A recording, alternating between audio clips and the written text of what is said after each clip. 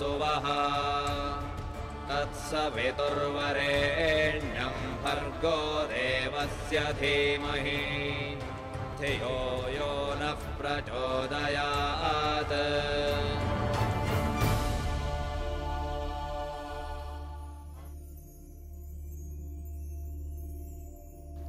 नमस्ते। वेद की शिक्षाएं कार्यक्रम में आप सब लोग के शानदार स्वागत करते हैं। जा उम्मीद है कि आप जहाँ भी होए ब स्वस्थ और सुरक्षित होए ब। आज स्टूडियो में आल हवन पंडिता श्याम बंधन जी, उनकरा स्वागत करते हैं। जा नमस्ते पंडिता जी। नमस्ते निर्मा जी, और हम अपन सब दर्शक लोगन के नमस्ते कहत हैं और स्वागत करत हैं जी। पंडिता जी, आज कौन विषय में बात करब सर? अच्छा, आज हमने बात करब जा वेद और गायत्री मंत्र पर, लेकिन उससे पहले हमने मंत्र पाठ करीला जा जी। ओम कुर्वन्नेवेह कर्माणि जिजीवीक्षेच्छतं समाः एवं त्वयि नान्यथेतोऽस्ति न कर्म लिप्यते नरे। ओम शांति शांति शांति है। तो पंडिता जी, ये मंत्र का अर्थ का है? अच्छा, ई मंत्र में वेद हमनी के ई संदेश और उपदेश देले हवन कि मनुष्य जोन है वो वैदिक कर्म करते हुए, वेद स्वाध्याय करते हुए, प्रार्थना उपासना मंत्र करते हुए 100 बरिस जिए की इच्छा करी। 100 बरिस? यानी कि जब हम ई मंत्र करब तब जरूर 100 बरिस जियब। केवल मंत्र से नहीं, ई में आगे वेद भगवान बोले हवन कि हमनी के चहला अपन आयु बढ़ाए खातिर हमनी के चला ब्रह्मचर्य के पालन करे के जी। और ब्रह्मचर्य जैसन साधन से हमनी के आयु बढ़ेला। और साथ साथ बोले हवन कि सद शिक्षा पाए के, सत्संग में जाए के, सद पुरुष लोग के संग करे के। और इस प्रकार हमनी के चहला अच्छा कर्म करते हुए इच्छा रखे के। अब मनुष्य तब बिना कर्म करले रहे नहीं सकी। ओके चला सदा कर्म करते रहे के। त जब वो अच्छा कर्म नहीं करी तो बुरा कर्म करबे करी जी। और जे बुरा कर्म नहीं करी तो अच्छा कर्म करी। त ई खातिर परमात्मा हमनी के बोले हवन वेद में कि अगर बुरा कर्म से बचे चाहत हुआ तो सदकर्म कर। अब सदकर्म कैसे प्राप्त हो, कैसे करब? तो सत्पुरुषों के संग करब, वो लोग से सीखब। सत्पुरुष यानी कि ज्ञानी लोग? हाँ, विद्वान देव लोग, पुरोहित लोग, गुरु लोग, जो हम आचार्य लोग हवन जा, वो लोग के सुनब, सत्संग में जइब तो तोहरा ज्ञान मिली। और जब ज्ञान मिली, मंत्र पाठ सीखब तो तोहर मन अपने आप परिवर्तित हो जाए, बुराई की ओर से हट के अच्छाई की ओर चलाए। तो ई खातिर हमनी के परेला हमेशा वेदों का सहारा लेके जी। तो आज अभी हमनी स्टूडियो में आल है जा, तो अभी हमनी सब कोई बड़े ही उत्साह, श्रद्धा, भक्ति के साथ नूतन वर्ष मनैली जा जी।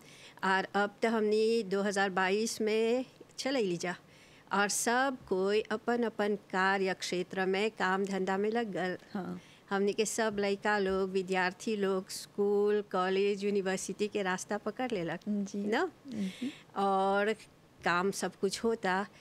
तो ये प्रक्रिया चलते रही अब सालांत तक ना। शुरू कर देली सा, नया साल मना लेली जा, अब नवा बरिस में कदम रख देली सा। तो अब हमनी के चाहेला काम करते जाए के सालांत तक। तो ई खातिर हमनी के का चाहिए? हमनी के चाहिए अच्छा स्वास्थ्य और शक्ति। तो स्वास्थ्य और शक्ति कैसे प्राप्त होवेला? हाँ, अच्छा स्वास्थ्य और शक्ति हमने के कैसे प्राप्त होला? तो अच्छा स्वास्थ्य हमने के प्राप्त होला शुद्ध अन्न, शुद्ध जल, शुद्ध आहार और परमात्मा के चरण शरण में जाब जा, प्रभु भक्ति में रहब जा, तो हमनी के शक्ति भी प्राप्त हो जाए। जब आप शुद्ध अन्न के बारे में बात करत हुआ तो कैसे अन्न, हेल्दी फूड यानी? हाँ, हेल्दी फूड, घर के बनावल भोजन, फास्ट फूड नहीं। ना, फास्ट फूड में हमने के बहुत नमक मिलेला, बहुत तेल रहेला और पता नहीं कैसे बनावल बा, कब के बनावल बा, ना बासी होई या बिगड़ गल होई, तो वो सब मिक्स करके हमने के मिलेला। लेकिन सबसे बेस्ट है माँ के हाथ के भोजन जी, स्वादिष्ट रहेला। घर का भोजन। तो अगर हमने ऐसे शुद्ध आहार लेवब जा तो हमने के स्वास्थ्य अच्छा रही। लेकिन अभी फिलहाल के लिए तो स्वास्थ्य अच्छा रखे खातिर और दूगो चीज़ चाहिए जोड़े के। कौन चीज? मास्क पहने के, सैनिटाइज चाहेला करे की। हाँ, और वैक्सीनेशन कराई जाए के, हाँ। तब जाके अच्छा स्वास्थ्य रही। तो इस प्रकार से हमने अपन जो साल के शुरुआत कर ली जा, इस सब करते हुए सालान तक अच्छा से रह जा। और शक्ति? शक्ति तो मतलब मंत्र पाठ, मंत्र में वेद मंत्र के सहारा लेके कोई भी काम करे जाए ला जा तो पहला भगवान के नाम ले ला जा ना। हाँ। तो उससे हमनी के शक्ति भी मिलेला और हमनी के ऊर्जा मिलेला, पॉजिटिव ऊर्जा। और कौन प्रकार के मंत्र? अनेक मंत्र बा, वेद में तो अनेक मंत्रों के भरमार बा। तो मानिया जाए हम अब एगो तोहरा सबसे छोटा और आसान मंत्र बोलत हैं, जोन हमनी उठते बैठते जहाँ चलते फिरते भी बोलब जा, तो वो है गायत्री मंत्र। जी, गायत्री मंत्र। तो गायत्री मंत्र बोल के हमनी वो तो दिन भर सकब जा बोलते रहे ना। तो इस प्रकार एगो आसान मंत्र बोली। लेकिन हमनी के वेद में तो चारों वेद में 20,349 गो मंत्र बा। चारों मंत्र में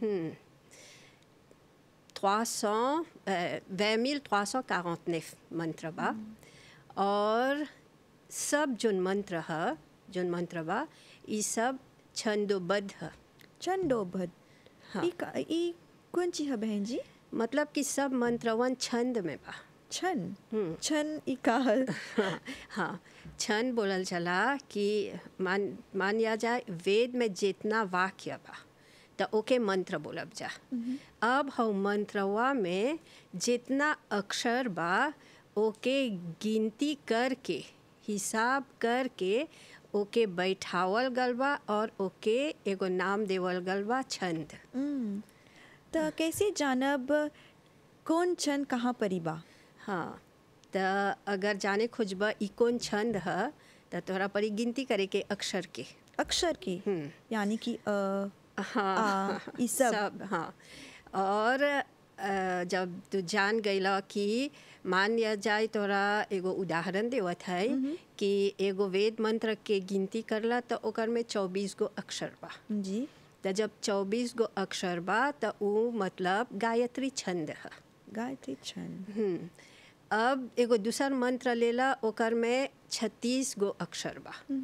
तो जब 36 गो अक्षर तोहरा मिलल उ मंत्रवा में तो उ होगा त्रिष्टुप छंद। त्रिष्टुप छंद? त्रिष्टुप छंद का है? अच्छा, हम तोरा बतलाओ। मतलब कि उ छंद है, ओकर गिनती से होगा त्रिष्टुप छंद। अब एगो दूसर मंत्र लेला तो ओकर में तोहरा 48 गो अक्षर मिलल। 48 गो? तो उ होगा जगती छंद। जगती छंद यानी कि छंद कितना प्रकार के छंद? अनेक प्रकार के छंद बा, उ गिनती से तोहरा मिली। तो अब ऐसन होल कि अब सब तो छंद में बा, उ खातिर वेद में से कब्बो एगो अक्षर न निकाले सकबा और न जोड़े सकबा। कारण कि उ छंदोबद्ध है। उ जब से दुनिया बनल बा उ वैसा ही रहल, वैसा ही बा और वैसा ही रही, ज्यों के त्यों। तो ई खातिर कब्बो कोई नहीं सकेला न जोड़े न निकाले। जी। अब कैसे बोलब कि अच्छा एगो रहस्य के बात बतलावत है भारत में जोन गुरुकुल है ओकर में 3 गो श्रेणी के विद्यार्थी लोग बा, ब्रह्मचारी लोग। 3 गो श्रेणी की। हाँ, त जोन ब्रह्मचारी के 24 वर्ष होल बा त ओ लोग के एगो श्रेणी में रखल बा जेके बोलब जा गायत्री छंद ब्रह्मचारी। अब जेकर जोन ब्रह्मचारी के 36 वर्ष होल बा त ओके बोलब जा त्रिष्टुप छंद ब्रह्मचारी। अब जोन ब्रह्मचारी लोग के 48 वर्ष होल बा त ओके बोलब जा जगती छंद ब्रह्मचारी। ये काहे बहन जी? त क्लास से होल बा ना। हाँ। क्लास यानी कि SC HSC जैसे होला उम्र के अनुसार। उम्र के अनुसार। अब जोन छोटा बच्चा से हवन जा त ओ लोग के साधारण। जी। त क्योंकि उम्र देख के वो लोग के अथी एक्सपीरियंस और वो लोग के यानी पढ़ाई कि जैसे कि मॉरिशस में फॉर्म 1, ग्रेड 2, ग्रेड 3, ग्रेड 4 ऐसे ही। त आज हमनी वेद पर ही बात करत है जा। त चला हमनी वेद के ही एगो मंत्र लेके आगे की चर्चा करब जा। जी। त सबसे आसान, सबसे छोटा मंत्र लेकिन जोन सबसे ज़्यादा ओकर महिमा बा त ऊ है गायत्री मंत्र। गायत्री मंत्र। त ऊ गायत्री मंत्र वेदों में अनेक मंत्र बा, सब के सब बढ़िया बा, सब के सब बहुत महत्वपूर्ण बा, लेकिन जोन सबसे महत्वपूर्ण बा ओके गायत्री मंत्र बोलीला जा। जी। ई काहे खातिर? कारण कि गायत्री मंत्र में 3 गो विशेष महत्व बा। मतलब कि जब तू गायत्री मंत्र के उच्चारण करत हुआ त तू ईश्वर के स्तुति, प्रार्थना और उपासना तीनों कर देला। जोन तोहरा मांगे के बा तू एक ही मंत्र में सब कुछ मांग लेला। परमात्मा के सहारा भी मिल गल, तोहर बुद्धि भी तीक्ष्ण हो गल, तोहर विद्या के लिए भी अच्छा बा, तोहर स्वास्थ्य के लिए भी अच्छा बा। वही खातिर आज हम वही मंत्र लेनी। जी। त ई मंत्रवा में सब कुछ 3 गो विशेष महत्वपूर्ण बात आ गल बा। और बाकी जो मंत्र बा ओकर में कोनो में केवल ईश्वर के स्तुति बा, कोनो मंत्र में केवल ईश्वर के प्रार्थना बा, कोनो मंत्र में केवल ईश्वर के उपासना बा। तो गायत्री मंत्र कितना बखत हमनी जा करे सकब? गायत्री मंत्र जैसे बतैनी कि उठते बैठते चलते फिरते काम करते हुए मन में बोलते सकबा रहे। जी। लेकिन विशेष जो बखत है त ऊ त प्रातः के बेरा, भोर की बेला, ब्रह्म मुहूर्त। त आर्य परिवार में जब सुबह शाम संध्या प्रार्थना होएला, संध्या में सबसे पहला गायत्री मंत्र ही आवेला। और जब समाप्त भी करीला जा संध्या त गायत्री मंत्र से समाप्त करीला जा। जी। और जोन गायत्री मंत्र है ओके हमनी गायत्री मंत्र, गुरु मंत्र, महामंत्र, सविता मंत्र, सावित्री मंत्र, अनेक मंत्र के नाम से बोलीला जा। अब सविता मंत्र जी। त सूर्य के भी सविता बोलीला जा। और जनबे करेला सूर्य के संसार में ओकर महत्व कितना बा। जी।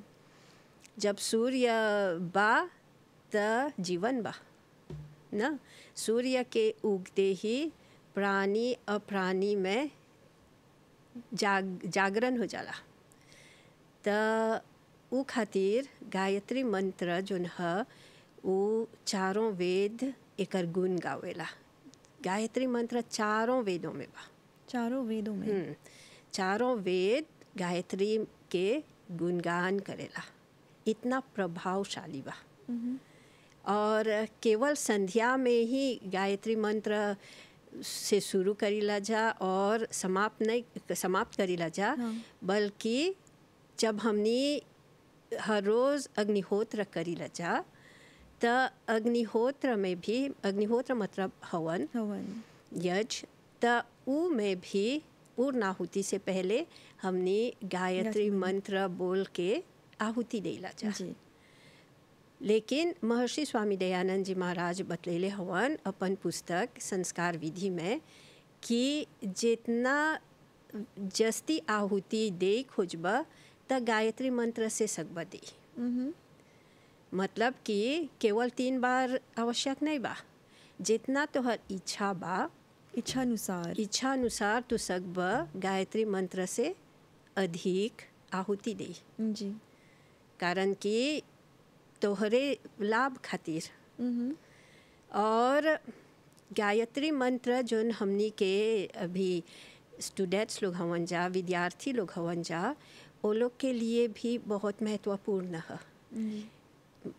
एक तो छोटा है मंत्र, और 3 बार अगर गायत्री मंत्र वो लोग बोल दिहन जा तो मतलब वो लोग के प्रार्थना हो गल।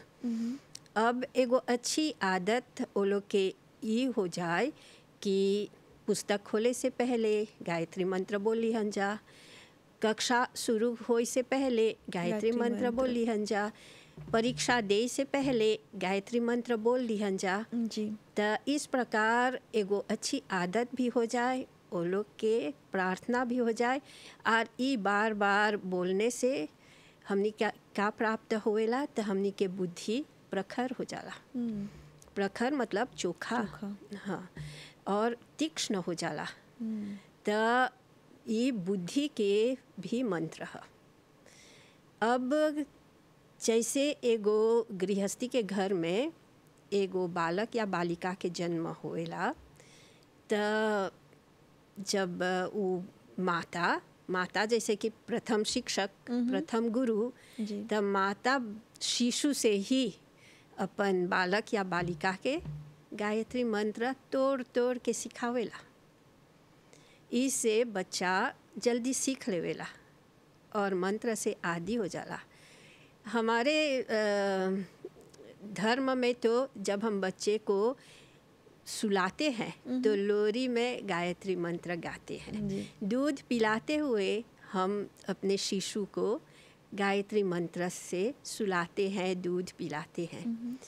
अब जब बच्चा प्रथम बार स्कूल जाए के रहेला तो आर्य परिवारों में ऐसे ही स्कूल नहीं भेज देला जा जी। वैदिक परिवार में जब बच्चा प्रथम बार स्कूल जाला तो एगो संस्कार करके भेजिला जा। कौन संस्कार? उस संस्कार के नाम है उपनयन संस्कार। तो जब उपनयन संस्कार करीला जा, चाहे वो गुरुकुल जाए चाहे वो स्कूल जाए, तो जोन गुरु है ओके पहला दीक्षा ओकर कान में गायत्री मंत्र बोल के ओके पहला दीक्षा देवेलन। और ऐसा भी है कि जब कोनो सहारा नहीं रहेला तो सब लोग गायत्री माँ के सहारा लेवेला। अब एगो उदाहरण देवत है तोहरा कि महर्षि स्वामी दयानंद जी के गुरु, जेकर नाम है गुरु विरजानंद जी, जब ओकर माता पिता के मृत्यु हो गल, वो अनाथ हो गईलन, ओकर भाई भौजी ओके सहारा नहीं दिलक, नहीं अपनैलक, और 8 वर्ष की आयु में वो नेत्रहीन हो गईलन, आँखों की ज्योति चल गल। तब वो का करलन, पैदल चल के घर त्याग के 2.5 महीने तक पैदल चल के पहुँचेलन ऋषिकेश अपने आप। हाँ, अपने आप। तो ऋषिकेश पहुँचलन तो वो गंगा के तट पर हर रोज़ सुबह शाम घंटा भर गायत्री साधना करत रहलन। जब ये गायत्री साधना 3 वर्ष तक लगातार घंटा भर करते रहलन तो उनकर बुद्धि इतना प्रखर होल, इतना मेधावी होल, इतना तेज हो गल कि उ जोन कुछ भी पढ़लन बचपन से लेकर जवानी तक वो कबो नहीं भूलैलन। ओके वृद्ध अवस्था तक सब कुछ याद रह गल। और अभी तक जवान लोग भी सब कुछ भूल जाला जी। त वो का करलन, बाद में उतना ओकर विद्या बल हो गल उनकर में कि वो संस्कृत व्याकरण के महापंडित बन गएलन। यानी कि गायत्री मन जोन है वो सब कुछ याद करेला, बुद्धि के चोखा करेला, तीव्र तीक्ष्ण बुद्धि बना देवेला। ई ज़्यादातर हमनी के स्टूडेंट्स लोग खातिर, विद्यार्थी लोग खातिर बहुत उपयोगी बा। और ई त सब कोई सबके लिए है ई मंत्रवा। त जब वो महापंडित बन गईलन संस्कृत व्याकरण के, तब अपन शिष्य के ऐसन विद्या देलन कि उस शिष्य उ विद्या पा के चारों वेद के पढ़ के समझ के ओकर व्याख्या करे लगलन। और जीवन भर वेद के व्याख्या में प्रचार प्रसार में अपन जीवन लगा देवेलन। और उस शिष्य के नाम है महर्षि स्वामी दयानंद जी महाराज। उनकर गुरु विरजानंद जी अपन शिष्य के महर्षि स्वामी दयानंद जी महाराज के सूर्य के समान चमका देवेलन। हाँ। तो उस शुरुआत कहाँ से होल? तो वो गायत्री मंत्र से। हाँ, इतना बुद्धि प्रखर हो गल। तो ये जो गायत्री मंत्र है, ये बच्चों के लिए है, जवानों के लिए है, वृद्ध के लिए है, गृहस्थी के लिए है, वानप्रस्थी के लिए है, और सन्यासी के लिए भी है। यानी सब के लिए है। सब के लिए है। और इसीलिए हमनी के ऋषि महर्षि लोग ई मंत्रवा के बहुत प्रचार प्रसार करलन जा। इतना ले ओकर प्रचार प्रसार होल कि दुनिया में काफ़ी लोग ई मंत्रवा के जाने लगल। हाँ। तो एकर महत्व जब समझ जाइबा त जीवन में आगे ही बढ़ते जाइबा। वो खातिर हम हई मौका पा के अपन सब विद्यार्थी भाई बहन लोग के एगो टिप्स देवत हैं, एक आध गो टिप्स कि कैसे अपन बुद्धि के सब चोखा रखे। जी। तो जब वेद के ही बात करत है जा, तो बोलनी तोहरा कि कैसे हमनी अपन लड़का के संस्कार द्वारा ओकर संस्कार करके जब ओके गुरुकुल या स्कूल भेजिला जा, उपनयन संस्कार। हाँ, उपनयन संस्कार करके तो जब गुरु के पास भेजिला जा तो ओके एगो नया दिशा मिलेला ना। बहन जी, उपनयन संस्कार कैसे होवेला? हाँ, उपनयन संस्कार में जब मॉरिशस में जब लड़का स्कूल जाला तो ओकर जोन पुस्तक है, ओकर जोन बस्ता है, अपन कपड़ा पहन के अपन माता पिता के साथ बैठ के जोन आचार्य आए तो यज्ञ होई, ओकर विशेष मंत्र होई। और उ सब विशेष मंत्र के बाद तो ओकर घर के जितना परिवार लोग आल बा, जब बैठल होवन जा सब कोई, तो उ बच्चा के हमनी भेजी ला जा, ओकर एगो कंधावर देला जा दीक्षा। तो उ बच्चा के भेजी ला जा सब परिवार लगे जाके भिक्षा मांगे के। तो जितना परिवार बा कुछ ना कुछ लेके आवेलन जा। जी। तो जब कोई मिठाई लेके आवेला, कोई एगो छोटा पैसा दे लेके आवेला, कोई एगो कापी कलम लेखनी ये सब लेके आवेलन जा। तो सबसे आशीर्वाद लेके वो अपन भिक्षा लेके आवेलन। एकर पीछे रहस्य ई है कि अभी तू पढ़त हुआ, तू कमावत नहीं हुआ, तोहर यहाँ पैसा नहीं बा, तोहरा अभी माता पिता या दादा दादी तोहरा मतलब कि पैसा दे के तोहरा भेजत हवन जा, खरीदत हवन जा कुछ खाए के, ओकर कपड़ा, ओकर सब कुछ। तो ई से लड़का के बतावल जला कि मांगे के चोरी नहीं करे के। जी। और कौन चीज मांगे के? तो उपयोगी वस्तु, पुस्तक, कलम, कापी। और उपनयन संस्कार काहे ज़रूरी है? हाँ, ये ज़रूरी है कि हमनी के लइका हमनी के तब पहला 16 गो संस्कार बा जी। ना। त बच्चे के जन्म से पहले 3 गो संस्कार हो जाला जब वो माँ के गर्भ में ही रहेला तब जब जन्म ले लेवेला तो ओकर जात कर्म, नामकरण, मुंडन संस्कार, कर्णवेद संस्कार और निष्क्रमण संस्कार ये सब होते तब एगो संस्कार आवेला जेके बोलीला जा उपनयन संस्कार। मतलब अब लड़का बड़ा हो गल तो वो स्कूल जाए लगी तो ऐसने ही नहीं भेजब जा। थोड़ा डिफरेंट लड़का रहेला उ ना, ओकर सब संस्कार होल बा। तो अब जब वो स्कूल जाए तो सब तरह के मित्र लोग रही, सब तरह के बच्चे आए, कोनो संस्कारित बच्चा आए, कोनो ना संस्कारित। हाँ, तो जब संस्कार तू बचपन से जन्म से पहले से ओकर संस्कार करते आल हुआ तो उ लइकवा रास्ता बिगड़े के रास्ते पर से संभल जाए, नहीं बिगड़ी दे बालोंस में नहीं आई ओकर में। मतलब कि वो एगो स्पेशल लइका रही कि वो नहीं सकी ओकर से होइबे नहीं करी कि चोरी, कि कोई के मारे के, कि कोई के चीज़ छीने के, तो ये सब नहीं करी उ बस की कारण कि जब वो जन्म से पहले ही से ओकर संस्कार होल बा। मान लिया जाए कि ज़मीन से हमने एगो चीज़ निकाली ला जा, मान लिया जाए एगो सब्ज़ी ज़मीन के अंदर से, तब कैसा रहेला सब्ज़ी वा? मैला रहेला, माटी के मोल में। हाँ। तू तो जाने ला जब एगो देगाशिने करी ला जाए एगो लेग्यूम तो मैला रहेला, मैला धोवे के साफ करे के। हाँ, जब धोईला साफ करीला जा ओकरे बोलल जाला सुसंस्कृत कर ली जा। ओके संस्कार, ओकर संस्कार हो गल, ओके साफ कर ली जा। तो ऐसे ही जब बच्चा जन्म लेवेला तो वो ओके साफ करीला जा।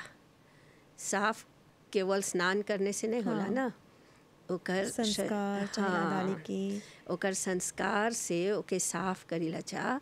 तब अब ओकर में और जब ओकर संस्कार होवत रहल जन्म से पहले वो तब से सुने लगेला, तब से देखे लगेला, तब से वो सब समझे लगेला, माँ से के पेट से लेकर हाँ सीखे लगेला। तो जब है सब कुछ वो देखलक, सीखलक, सुनलक, तो अब जन्म लेलक तो यही वातावरण में वो जियता। जी हाँ, क्योंकि जन्म के बाद भी तो संस्कार हुआ था ना। हाँ। अब ओकर में कैसे ओके नमस्ते करे के, कैसे अतिथि सेवा करे के, कैसे पैर छुए के, जब ओकर नामकरण होल तो ओकर नाम ही तो एगो गुरु जब ओकर नाम रखेलन अर्थ अनुसार, हाँ अर्थ के अनुसार, तो ओकर नाम ही में तो ओके तोहरा लौकी की जैसन नाम औसन काम। हाँ। तो ये सब हमनी अपने आप मतलब कि अगर ये सब हमनी नहीं जानब जा, ये सब नहीं करब जा तो लइकवा तो स्पेशल नहीं सकब सो के बनाई। जी। अब बड़ा हो जाए तब ओकर से बोलब जा है कर, ऐसे चाहे करे के, ऐसे चाहे पढ़े के, ऐसे चाहे बैठे के, बड़ा के आदर करे के, तो वो बड़ा हो गल बा तो ओकर लिए बहुत कठिन लगी। हाँ। लेकिन हवे कैसे तोरा बोली उ लइका के भेजिला जा दादी, नानी, दादा, मामू, चाचा, चाची सब लगे उ मतलब ज्ञान, हाँ आशीर्वाद ले जाता और मांगे जाता। हाँ। तो जब गुरुकुल भारत में गुरुकुल में जब विद्यार्थी लोग पढ़े लन जा तो वो लोग कमाऊ तो नहीं हवन जा ना। हाँ। काम नहीं करे जा तो वो लोग गृहस्थी लगे भिक्षा मांगे लन जा, तो वही भिक्षा वो लोग ग्रहण करके बड़ा होएलन जा। तो बहन जी कार्यक्रम का समय हो चला, तो बहन जी इस सब ज्ञान खातिर बहुत बहुत धन्यवाद। आज हम सीखली गायत्री मंत्र का अर्थ का है और कौन समय सकबा करे, कोनो समय नहीं है गायत्री मंत्र के उच्चारण करे की। जी बिल्कुल, हर वक्त सोने से पहले और जागते हुए और दिन में कार्य करते हुए तू सकबा गायत्री मंत्र के जाप करे और तोहर कल्याण होए, परमात्मा के आशीर्वाद मिली और तोहर बुद्धि भी प्रखर चोखा हो जाए। तो बहन जी इस सब ज्ञान खातिर बहुत बहुत धन्यवाद। धन्यवाद। अपन सब दर्शक लोगन के भी हम धन्यवाद करत है और नमस्ते कहत है। शुभ रात्रि। तो भाई बहन लोग ई रहल वेद की शिक्षाएं कार्यक्रम। उम्मीद है ई कार्यक्रम आप लोग के पसंद आल होई। फिरो मिलब जा एगो नया कार्यक्रम में। तो हर साथ रहल बहुत बहुत धन्यवाद। शुभ रात्रि। नमस्ते।